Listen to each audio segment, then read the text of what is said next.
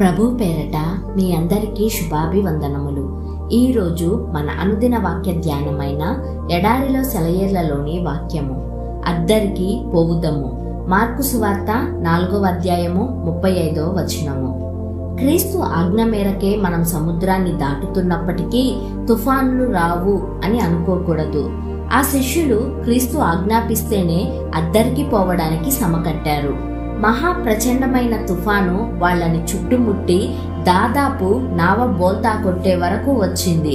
అందుకని క్రీస్తుకు మొరపెట్టారు. మన వేదనల్లో క్రీస్తు ప్రత్యక్షమవ్వడం ఆలస్యమవుతూ ఉంటే అది మన విశ్వాసం పరీక్షకు గురై ఇంకా దృఢపడడానికే, మన ప్రార్థనలు ఇంకా తీవ్రతరం కావడానికే, విడుదల కోసం మన తాపత్రయం ఇంకా ఎక్కువ కావడానికే. ఇలా జరిగి చివరికి విడుదల వచ్చినప్పుడు దానివల్ల మనం నిండు అనుభూతిని పొందగలం. క్రీస్తు వాళ్ళని మెల్లిగా గద్దించాడు. మీ విశ్వాసం ఏమైంది? తుఫాను చెలరేగే వేళలో జయ ధ్వానాలను ఎందుకు చేయరు మీరు? జంజమారుతంతో ఎగసిపడే అలలలో అరచి చెప్పలేకపోతున్నారెందుకు? ఓ గాలి, ఓ అలల్లారా, మీరు మాకేమీ హాని చెయ్యలేరు. క్రీస్తు మా పడవలో ఉన్నాడు. సూర్యుడు చక్కగా ప్రకాశిస్తూ ఉంటేనే మనుషులకి నమ్మిక ఉంటుంది. తుఫాను వస్తున్నప్పుడు నమ్మిక కలిగి ఉండడం కష్టం.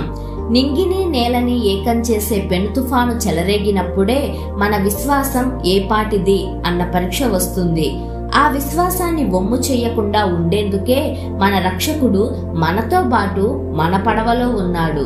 మీరు ప్రభువులో స్థిరులై ఆయన శక్తిని పొంది బలవంతులై ఉండగోరితే ఎప్పుడో ఒక తుఫాను వేళలోనే ఆ బలాన్ని మీకు ఆయన ఇస్తాడు. నా నావలో క్రీస్తు ఉంటే పరిహసిస్తాను గాలివానను. అవతలి వైపుకు వెళదాం పదండి అన్నాడు క్రీస్తు. పదండి, మధ్యలో మునిగిపోదాం అనలేదుగా.